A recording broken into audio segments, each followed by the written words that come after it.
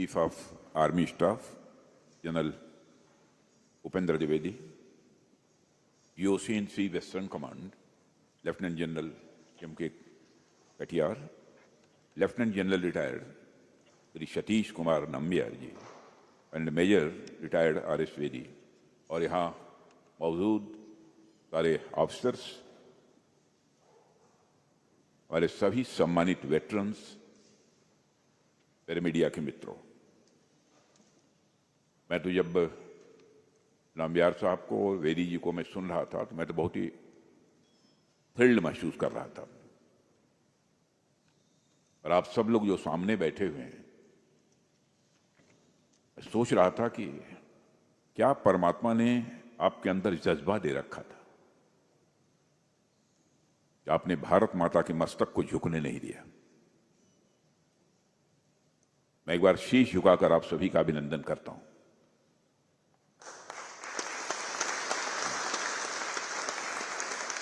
मैं ये भी बैठे बैठे सोच रहा था कि यह कौन सी भावना है, कौन सा सेंस है जो कि अपना सर्वस्व न्यौछावर कर देने की आपको प्रेरणा देता है, आपको इंस्पिरेशन देता है। मैं बैठे बैठे इसी नतीजे पर पहुंचा, एक सेंस ऑफ प्राइड, स्वाभिमान की भावना। और मैं समझता हूं कि इंसान की सबसे प्रबल, सबसे बड़ी और सबसे मजबूत यदि भावना कोई होती है तो स्वाभिमान की भावना होती है, सेंस ऑफ प्राइड। और ये सेंस ऑफ प्राइड व्यक्तिगत भी होती है। हमें यदि कोई अब शब्दों का प्रयोग कर दे, हमारा सेंस ऑफ प्राइड जाग उठता है और उससे हम दो दो हाथ करने के लिए तैयार हो जाते हैं। वैसे ही हमारे राष्ट्र की सीमाओं पर यदि विदेशी ताकतें आंख उठाकर देखने की जरूरत करती हैं, हमारे अंदर का नेशनल प्राइड, राष्ट्रीय स्वाभिमान का भाव ये जाग उठता है और हम अपना सब कुछ न्यौछावर कर देने के लिए तैयार हो जाते हैं। तभी तो हमारे जवान, हमारे अधिकारी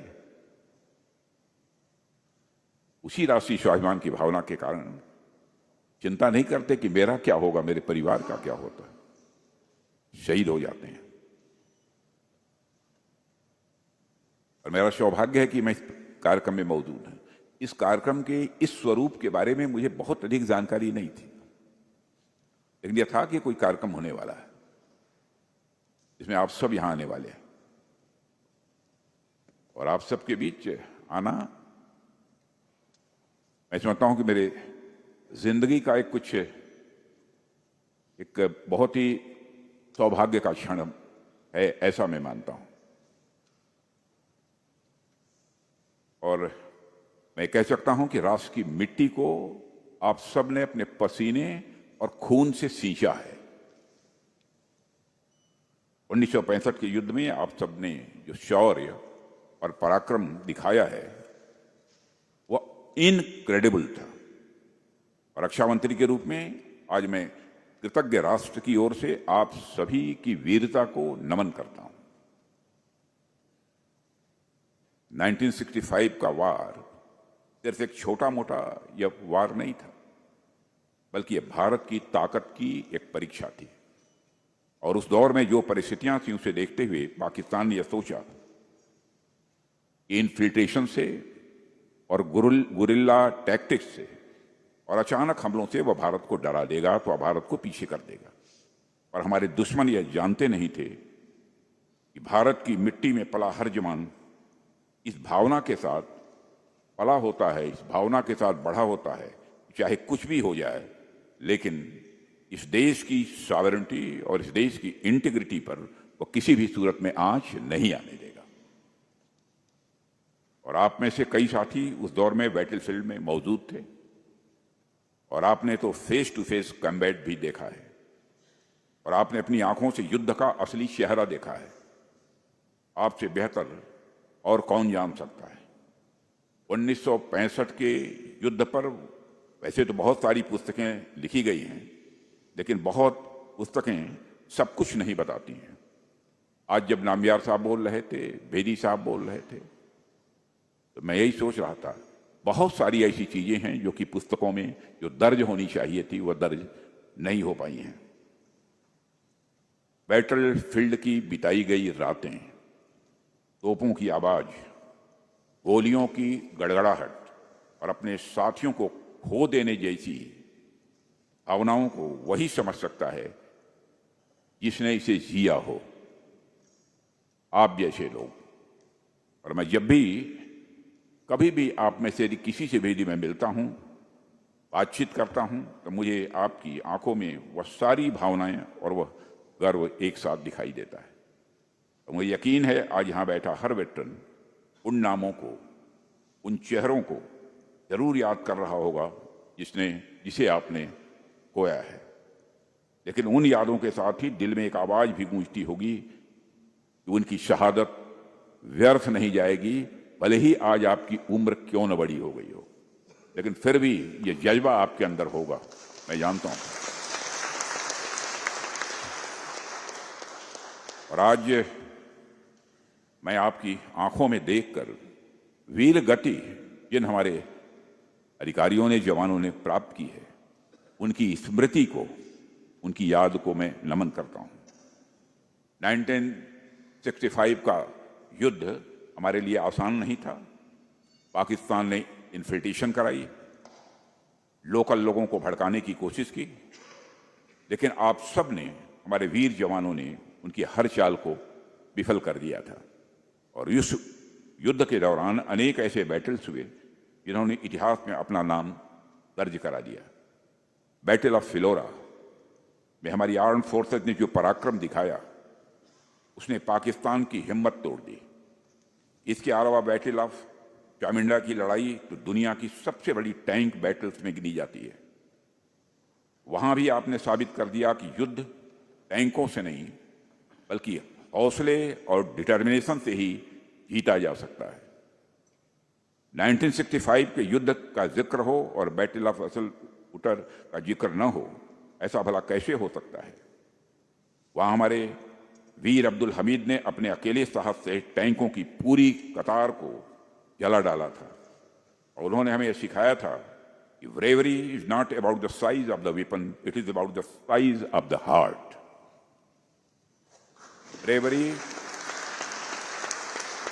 Bravery is not about the size of the weapon, but it is about the size of the heart. वह पल हर भारतीय के सीने को गर्व से चौड़ा कर देता है। मेरे सम्मानित वेटरन्स, उनकी वीरता हमें सिखाती है कि कठिन से कठिन परिस्थितियों में साहस, संयम और देशभक्ति का संगम असंभव को भी संभव बना देता है। जब हम आप सभी सैनिकों के अदम्य शौर्य और बलिदान की यहाँ पर खड़े होकर चर्चा कर रहे हैं, तो हमें उस दौर की एक पॉलिटिकल विल और नेतृत्व को भी मैं भूलना नहीं चाहता। कोई भी युद्ध केवल बैटल फील्ड में ही नहीं लड़ा जाता, बल्कि युद्ध में जो विजय मिलती है वह पूरे राष्ट्र एक सामूहिक संकल्प का वह परिणाम होती है। 1965 के उस कठिन समय में जब चारों ओर अनिश्चितता और चुनौतियां थीं, तब श्री लाल बहादुर शास्त्री जी की दृढ़ इच्छा शक्ति वाले नेतृत्व ने देश में उन चुनौतियों का सामना किया। शास्त्री जी ने उस दौर में न केवल निर्णायक राजनीतिक नेतृत्व दिया, बल्कि पूरे देश के मनोबल को ऊंचाई तक उन्होंने पहुंचाया। उन्होंने एक ऐसा नारा दिया जो आज भी हमारे हृदय में गूंजता है, जय जवान जय किसान। और इस एक नारे में हमारे वीर सैनिकों के सम्मान के साथ साथ हमारे अन्नदाताओं का गौरव भी इसमें शामिल था। विपरीत परिस्थितियों में भी देश ने एकजुटता दिखाई और उस युद्ध में विजय हासिल की। हम सब जानते हैं कि आज़ादी के बाद से ही एक राष्ट्र के रूप में भारत अपने पड़ोसियों के मामले में उतना भाग्यशाली नहीं रहा है, आज भी भाग्यशाली नहीं है। हमेशा हमारे समक्ष किसी न किसी तरह की चुनौतियां आई हैं, लेकिन हम भारतवासियों की यह विशेषता है, हम इन चुनौतियों को प्रारब्ध मानकर नहीं बैठ गए।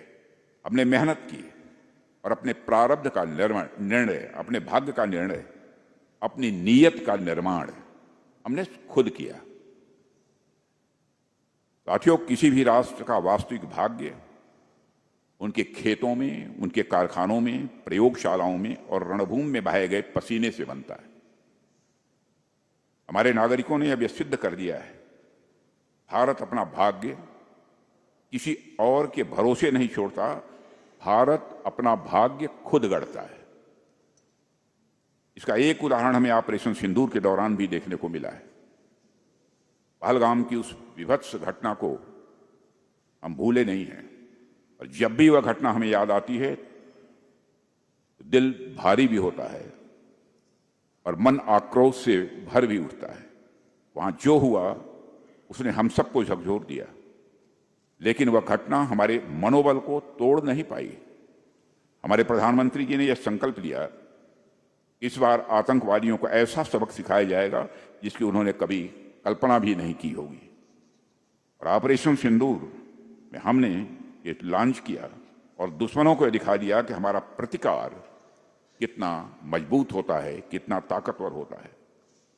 और हमारी पूरी टीम ने जिस कोऑर्डिनेशन और करेज से काम लिया, उसे साबित कर दिया कि जीत अब हमारे लिए कोई एक्सेप्शन नहीं रही है, जीत हमारी आदत बन चुकी है और यह आदत हमेशा बरकरार हमको रखनी होगी।